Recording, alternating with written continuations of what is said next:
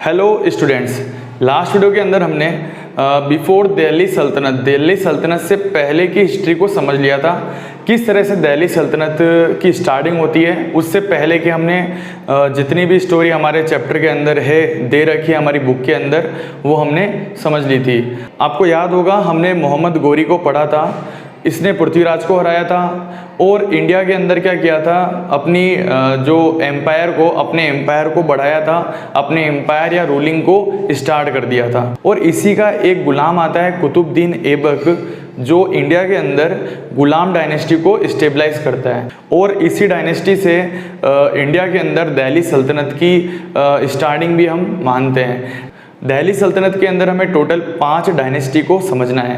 First है Ghulam dynasty, second Khilji dynasty, third आएगी हमारी तुगलक, फोर्थ आएगी सैयद और लास्ट आएगी फिफ्थ लोधी डायनेस्टी। तो दिल्ली सल्तनत के अंदर इन 5 डायनेस्टी को समझना है और आज हम दिल्ली सल्तनत के अंदर फर्स्ट डायनेस्टी को पढ़ने जा रहे हैं, जो है गुलाम डायनेस्टी। तो सबसे पहले हम देखते हैं कि इस डायनेस्टी के अंदर ये स्टार्ट कब हुई। तो ये स्टार्ट होती है, याद रखना आप, स्टार्ट होती है 1206 AD से।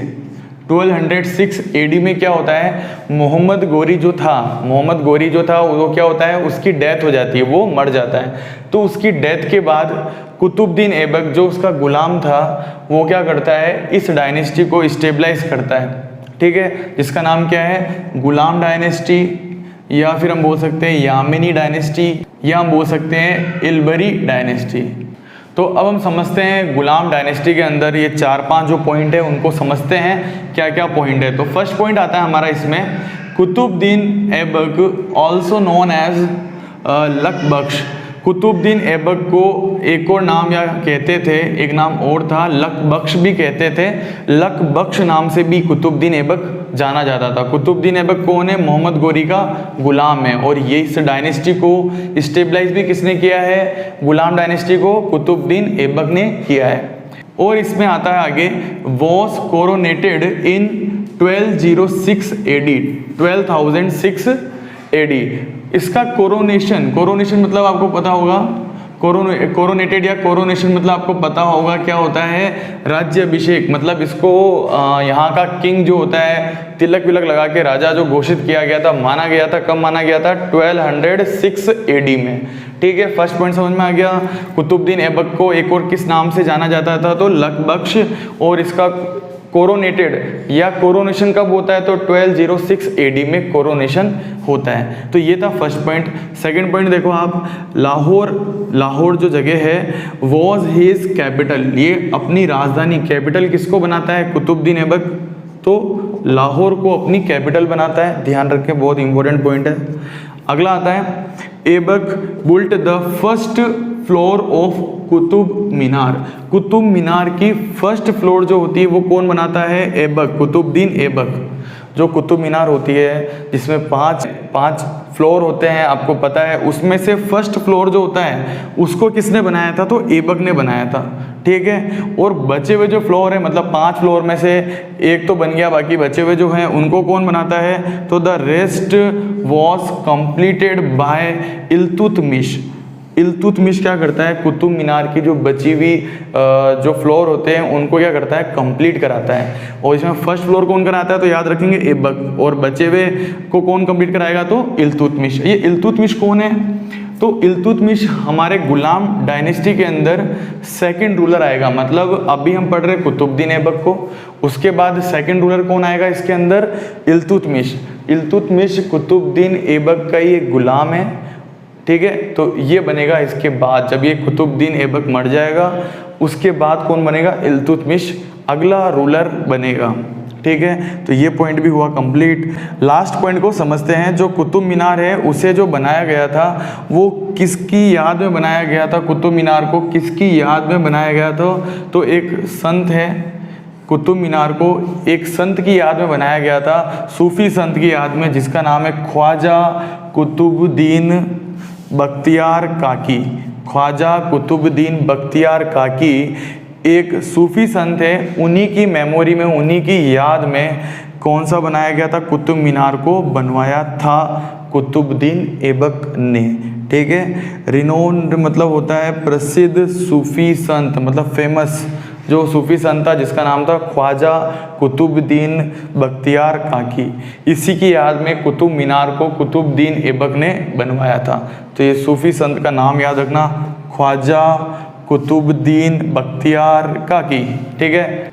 और ये जो कुतुबुद्दीन ऐबक है ये क्या करता है, एक गेम होता है चौगान या पोलो कह सकते हैं, गेम को पोलो नाम होता है। उस गेम को खेलते हुए घोड़े से गिरकर, है ना, घोड़े से गिरकर क्या होती है, इसकी डेथ हो जाती है, मर जाता है। 1210 AD के अंदर घोड़े से गिरकर इसकी क्या हो जाती है, डेथ हो जाती है। तो यहाँ पर ख़त्म होता है कुतुबुद्दीन ऐबक। और अब सेकंड रूलर पढ़ते हैं गुलाम डायनेस्टी के सेकंड रूलर को, जिसका नाम है इल्तुतमिश। कुतुबुद्दीन ऐबक की डेथ के बाद नेक्स्ट रूलर आता है दिल्ली सल्तनत में इल्तुतमिश। जो इल्तुतमिश होता है वो नेक्स्ट रूलर बनता है कुतुबुद्दीन ऐबक के बाद। और कुतुबुद्दीन ऐबक की डेथ होती है 1210 में। तो 1210 में कौन बन जाएगा, इल्तुतमिश। और 1210 में ये बनता है अगला रूलर, किंग बनता है। और 1236 तक क्या करता है, ये रूल करता है दिल्ली सल्तनत पे, ठीक है। तो इस पे पॉइंटों को समझते हैं। फर्स्ट पॉइंट आता है इसके अंदर, he was the son in law. ये क्या था, सन इन लॉ था, मतलब दामाद था और सक्सेसर था। मतलब एक तो ये दामाद भी था और सक्सेसर भी था, किसका, ऐबक का। कुतुबुद्दीन ऐबक जो हमने अभी पढ़ा इससे पहले, कुतुबुद्दीन ऐबक का ये क्या था, दामाद भी था और सक्सेसर मतलब उत्तराधिकारी भी था। तो ये दोनों कौन था, इल्तुतमिश, ठीक है। नेक्स्ट पॉइंट आता है, इन 1223 AD में द सुल्तान से यहाँ मतलब है इल्तुतमिश से, ठीक है। द सुल्तान मतलब इल्तुतमिश इनवेडेड मतलब होता है जीतना, मालवा को जीतता है कब, 1223 AD में इल्तुतमिश जीतता है या सुल्तान जीतता है। And occupied the fort of villa. और भिल्ला का जो किला होता है, फोर्ट ऑफ भिल्ला मतलब भिल्ला का किला, उसको ऑक्यूपाइड कर लेता है, ले लेता है, ठीक है। मालवा को जीतता है कब, जीतता है तो 1223 के अंदर मालवा जीतता है। और भिल्ला का जो किला है उसको भी क्या करता है, ऑक्यूपाइड कर लेता है, ठीक है। आगे आता है इसके नेक्स्ट पॉइंट आता है, इल्तुतमिश कॉन्कर्ड रणथंबोर जो होता है उसको क्या करता है, 1226 AD के अंदर रणथंबोर को क्या करता है, वो जीत लेता है, इस पर भी विजय प्राप्त कर लेता है, जीत जाता है।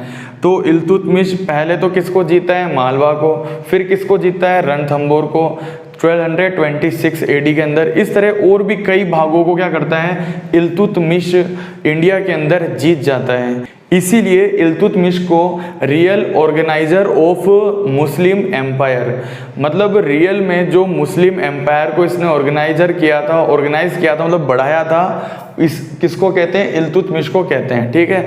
मीनिंग ये है कि इल्तुतमिश ने इंडिया के अंदर मुस्लिम एम्पायर को अच्छे से स्टेबलाइज किया, काफ़ी बढ़ा दिया था इल्तुतमिश ने, ठीक है। अब समझते हैं नेक्स्ट पॉइंट को। इल्तुतमिश की एक बार हेल्प की थी ख्वारिज्म शाह ने किसकी हेल्प की थी, तो इल्तुतमिश की। अब जब ख्वारिज्म शाह को हेल्प की रिक्वायरमेंट होगी तब इल्तुतमिश को भी किसकी हेल्प करनी पड़ेगी, ख्वारिज्म शाह की।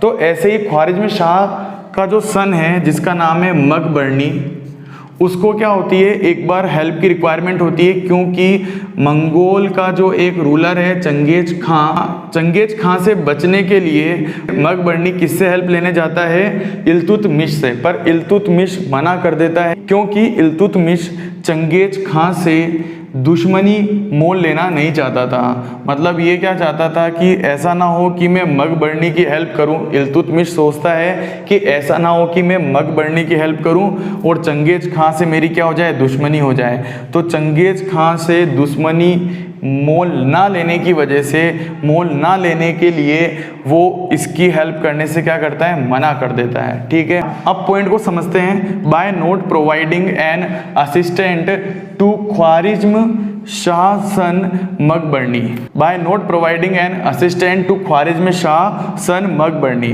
सो ख्वारिज़्म शाह का जो सन है मकबरनी, उसको हेल्प नहीं प्रोवाइड करता है। कौन? इल्तुतमिश। क्यों नहीं करता है? तो इल्तुतमिश ने इसको हेल्प प्रोवाइड नहीं की थी। क्यों? क्योंकि Iltutmish avoided enmity with the Mongol Genghis Khan. तो इल्तुतमिश अवॉइड करता है, दुश्मनी मोल लेने से बचता है। किससे? मंगोल चंगेज खां से। तो ये लास्ट पॉइंट था हमारा इल्तुतमिश के अंदर। इल्तुतमिश आपको समझ में आ गया होगा। इल्तुतमिश के बाद इसका सन या इसका पुत्र बेटा जो होता है रुकनुद्दीन फिरोज शाह, वो क्या बनता है? अगला रूलर बनता है। पर ये क्या होता है? वीक सक्सेसर होता है, कमज़ोर राजा होता है। तो इल्तुतमिश की जो बेटी होती है रजिया, डॉटर होती है रजिया, वो क्या करती है? इस रुकनुद्दीन फिरोज शाह को क्या करती है? मार देती है, इसकी हत्या कर देती है और रजिया क्या बन जाती है? खुद सुल्तान बन जाती है। मीन्स ये हुआ कि सबसे पहले तो इल्तुतमिश का जो सन होता है, बेटा होता है, पहले तो वो बनता है किंग। इसके बाद इस बेटे की हत्या करके इल्तुतमिश की जो डॉटर होती है वो खुद क्या बन जाती है? सुल्तान बन जाती है। तो अब समझते हैं हम रजिया सुल्तान को, जो नेक्स्ट रूलर है। तो देखिए रजिया सुल्तान को समझते हैं। फर्स्ट पॉइंट तो वही है जो हमने अभी समझा। After the assassination of Ruknuddin Firoz Shah की हत्या के बाद इल्तुतमिश डॉटर रजिया, इल्तुतमिश की जो डॉटर थी रजिया, जो बेटी है Razia, become the sultan. Razia क्या बन जाती है? सुल्तान बन जाती है। आफ्टर किसके बाद? रुकनुद्दीन फिरोज शाह की हत्या के बाद। असैसिनेशन मतलब होता है हत्या, है ना? हत्या के बाद रजिया क्या बनती है? सुल्तान बनती है। अब सेकंड पॉइंट को समझते हैं। द तुर्कीज एरिस्टोक्रेट से मतलब है जो तुर्क के लोग होते हैं, जो तुर्क के जो धर्म है उनके अकॉर्डिंग चलते हैं, जो उनका रिलीजियस है या जो ट्रेडिशनल मतलब पुरानी तरह से परंपरागत तरीकों से जो थिंकिंग रखते हैं, सोच रखते हैं, वो लोग जो होते हैं तुर्की एरिस्टोक्रेट कहलाते हैं। तो ये जो तुर्कीज एरिस्टोक्रेट थे वो क्या करते हैं? अपोज्ड रजिया का क्या करते हैं? विरोध करते हैं। रजिया का विरोध क्यों करते हैं? उसके पीछे रीज़न है, क्योंकि रजिया क्या है? एक तो ये क्या है? विमन है, मतलब महिला है। इसकी वजह से इसका क्या करते हैं? अपोज करते हैं। ठीक है, कि ये सुल्तान नहीं बननी चाहिए, एक महिला होकर पुरुष की जगह ले रही है। मतलब क्योंकि पहले मैन या पुरुष ही क्या होते थे? राजा बनते थे। इसलिए ये जो तुर्कीस एरिस्टोक्रेट होते हैं वो क्या करते हैं? रजिया का विरोध करते हैं, अपोज करते हैं रजिया के सुल्तान बनने में। तो अगले पॉइंट का देखो, रजिया डिसकंटिन्यूस्ड वेयरिंग वेल, मतलब रजिया ने क्या करा था? जो पर्दा प्रथा होती है उसको भी क्या कर दिया था? पर्दा करना भी बंद कर दिया था। इसलिए जो पर्दा ना करने की वजह से भी क्या करते हैं? ये अपोज्ड करते हैं। और एक और बात, ये क्या करती थी? वियरिंग कुबा एंड कुल्ला। कुबा और कुल्ला क्या करती थी? वियरिंग करती थी, पहनती थी। कुबा क्या होता है? कोट, और कुल्ला मतलब होता है केप। मतलब ये कोट और केप पहनती थी। कोट और केप पहनेगी, वो भी कैसे?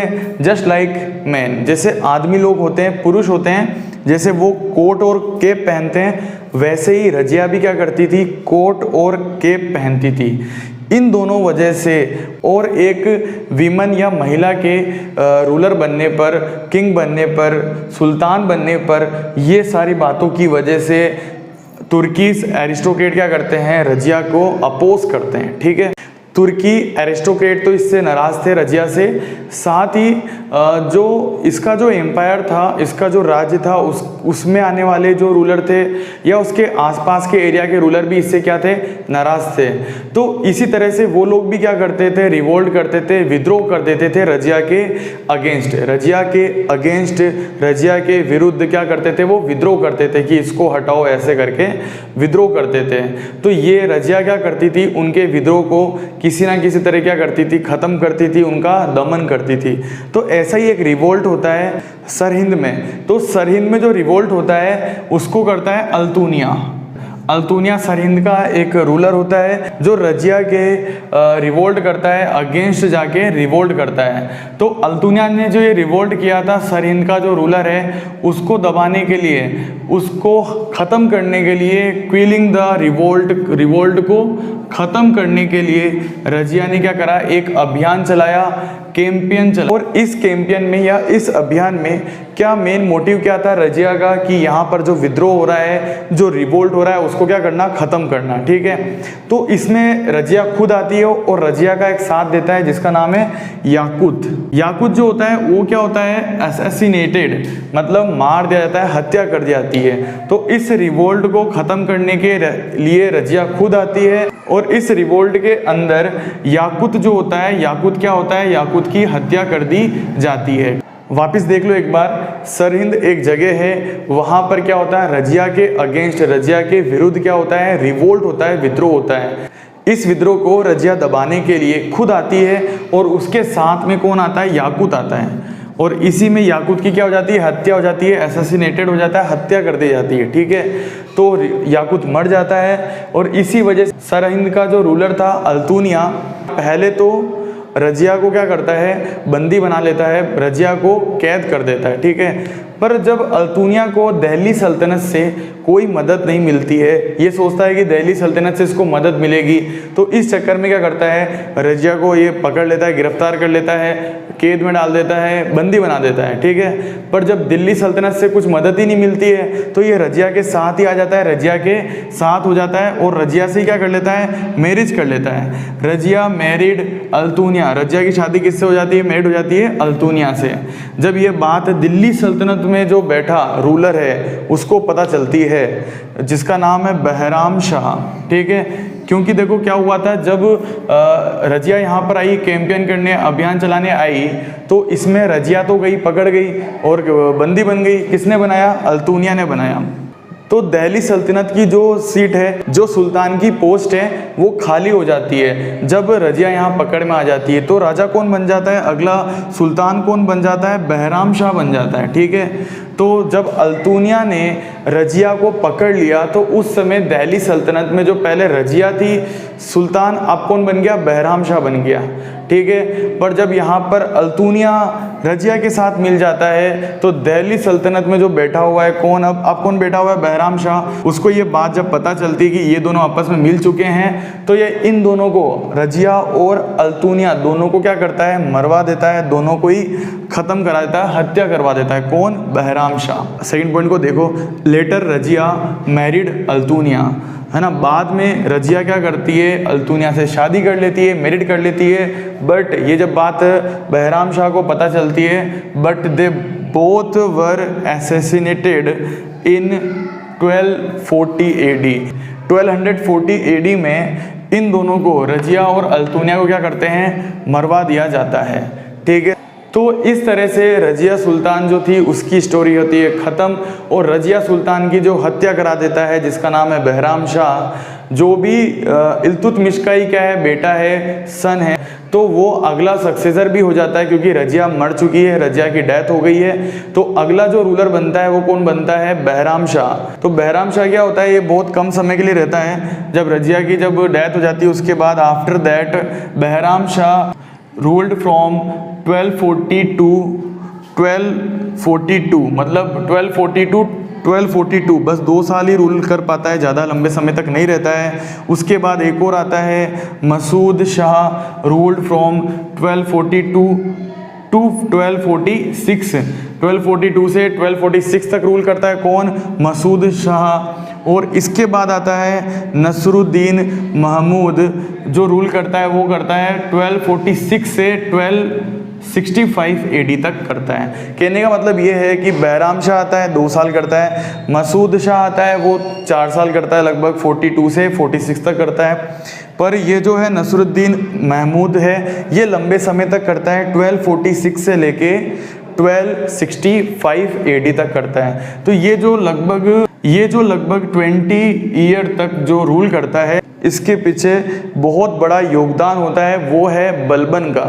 तो बलबन क्या करता है, इसकी हेल्प करता है इसके रूल करने में, इसको किंग बनाने में, इसके एम्पायर को संभालने में बहुत ज़्यादा हेल्प करता है बलबन। तो ये बलबन की वजह से ही इतने लंबे समय तक 20 ईयर तक लगभग क्या कर पाता है, रूल कर पाता है, इसका रूलिंग टाइम होता है। तो अब आप समझ गए होंगे कि ये तीनों के बारे में कुछ खास नहीं पढ़ना। और इसके बाद जो अगला रूलर आता है उसका नाम है बलबन, क्योंकि इसकी हेल्प कौन कर रहा है, नसरुद्दीन महमूद की हेल्प कर रहा है बलबन, तो अगला रूलर भी कौन आएगा, बलबन। गुलाम डायनेस्टी के अंदर अब जो नेक्स्ट रूलर है उसका नाम है बलबन। तो बलबन को समझते हैं, और ये गुलाम डायनेस्टी के अंदर हमें लास्ट रूलर भी है जिसे हमें पढ़ना है। तो बलबन के पॉइंटों को समझते हैं। बलबन के पॉइंटों में फर्स्ट पॉइंट आता है, बलबन का नाम ही क्या था, उलुग खां नाम था। बलबन का ही नाम क्या था, उलुग खां भी बलबन का नाम था। तो ये क्या था, एक इल्तुतमिश के टाइम से क्या था, इल्तुतमिश के जो टाइम था वहीं से जो इनका कोर्ट होता है, रॉयल कोर्ट होता है, मतलब दरबार जो होता है जहाँ पर राजा बैठता है, उस कोर्ट के अंदर, उस दरबार के अंदर क्या होता है कि एक 40 ग्रुप होता था, मतलब 40 लोगों का एक ग्रुप होता था जिसे चहलगानी कहते थे। क्या बोलते थे, चहलगानी। मतलब इल्तुतमिश के टाइम से ही क्या होता था, 40 मेंबर होते थे, 40 लोगों का एक ग्रुप होता था, उसे कहते थे चहलगानी। ये सारे कैसे थे, तुर्कीज स्लेव्स थे, मीन्स ये क्या थे, गुलाम थे। ये 40 के 40 कैसे थे, गुलाम थे, जो इसके दरबार में, इल्तुतमिश के दरबार में या उसके टाइम से बैठा करते थे। उसी ग्रुप में से एक था बलबन। ये 40 जो दास होते हैं, तुर्कीज स्लेव होते हैं, उसी ग्रुप में से एक क्या नाम है, बलबन था, है ना। तो बलबन क्या था, ये चहलगानी जो ग्रुप है उसी का एक मेंबर था, और वो क्या बन जाता है, रूलर बन जाता है। पहले तो क्या था, ये दास था, तुर्कीज स्लेव था। आपको याद होगा नसरुद्दीन महमूद जो था उसके मरने के बाद क्या करता है, ये अपने आप को सुल्तान घोषित कर देता है, ये अपना सुल्तान बन जाता है। तो पॉइंट को देखते हैं, Ulugh Khan belong to the famous band of 40 group Chahalgani. Ulugh Khan जो क्या था, एक फेमस बैंड था, ग्रुप था, 40 लोगों का एक ग्रुप था चहलगानी, उससे क्या करता था, बिलोंग करता था। और ये जो 40 ग्रुप का जो चहलगानी था, 40 लोगों का ग्रुप था, वो कहाँ के स्लेव थे, तुर्कीज स्लेव थे, तुर्की दास थे सारे, ठीक है। तो ये था हमारा पॉइंट। सेकंड पॉइंट को समझते हैं। सेकंड पॉइंट में ये बताया हुआ है कि जो मंगोलियन थे, जो मंगोलियन जो रूलर थे, वो क्या कर रहे थे, लगातार दिल्ली सल्तनत पे आक्रमण कर रहे थे, अटैक कर रहे थे। तो मंगोलियन से बचने के लिए, मंगोलियन का सामना करने के लिए इसने एक डिपार्टमेंट बनाया, एक मिलिट्री डिपार्टमेंट बनाता है मंगोलियंस का सामना करने के लिए। कन्फ्रंट द मंगोलियंस, मंगोलियन का सामना करने के लिए ही restructured the military department. Balban ने रीस्ट्रक्चर कराया था मिलिट्री डिपार्टमेंट को, वापस से बनाया था, जिसका नाम है दीवानी ई आरिज। दीवानी ई आरिज नाम की एक मिलिट्री डिपार्टमेंट था, उसको बलबन ने रीस्ट्रक्चर कराया था। क्यों? क्योंकि मंगोलियन जो थे लगातार इन पर क्या कर रहे थे, अटैक कर रहे थे। तो उनका सामना करने के लिए, मंगोलियन का सामना करने के लिए बलबन ने दीवाने ई आरिज नाम की मिलिट्री डिपार्टमेंट को बनाया। तो ये था हमारा सेकंड पॉइंट। और थर्ड पॉइंट आता है, he started the practice of sijda and paibos. Sijda और पाबोस नाम की जो प्रथा थी वो इसने स्टार्ट करी। किसने? बलबन ने। इसमें क्या होता था, मतलब जो रूलर या सुल्तान जो होता था, जो किंग होता था, उसके सामने झुक कर उसको सलाम करना और उसके पैरों को चूमना, ये जो प्रथा थी एक तरह की, ये प्रैक्टिस ऑफ सिजदा एंड पाबोस, ये जो प्रथा थी सिजदा और पाबोस, इसको स्टार्ट कर देता है वापस कौन? बलबन। तो याद रखना, सिजदा और पाबोस को किसने स्टार्ट किया? बलबन ने किया। नेक्स्ट पॉइंट आता है, he adopted the policy of iron and blood for against the enemy. For against the enemy आगे और लिख लेना आप। ये क्या पॉलिसी है? इसने एक एडॉप्ट की थी, एक पॉलिसी को चालू किया था, एडॉप्ट किया था, आयरन एंड ब्लड पॉलिसी।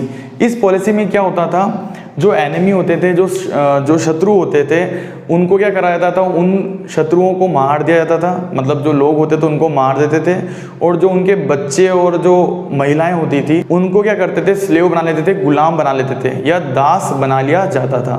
ठीक है, तो इस तरह की जो पॉलिसी है वो भी किसने चलाई थी? बलबन ने चलाई थी। तो ये 2 पॉइंट लास्ट के याद रखना। बलबन के बाद यहाँ के लोग आपस में लड़ते रहते हैं और इन्हीं में से एक आता है जिसका नाम है जलालुद्दीन खिलजी। और ये जलालुद्दीन खिलजी एक नई डायनेस्टी को क्या करता है, स्टेबलाइज करता है दिल्ली सल्तनत में। और यहाँ पर ही गुलाम डायनेस्टी क्या होती है, ख़त्म हो जाती है और एक न्यू डायनेस्टी जिसका नाम है खिलजी डायनेस्टी वो स्टार्ट करता है। कौन? जलालुद्दीन खिलजी। तो यहाँ पर हमारी ख़त्म होती है गुलाम डायनेस्टी, है ना। और अब हम पढ़ेंगे नेक्स्ट डायनेस्टी को जिसका नाम है खिलजी डायनेस्टी। उसे हम पढ़ेंगे नेक्स्ट वीडियो में। Thank you very much.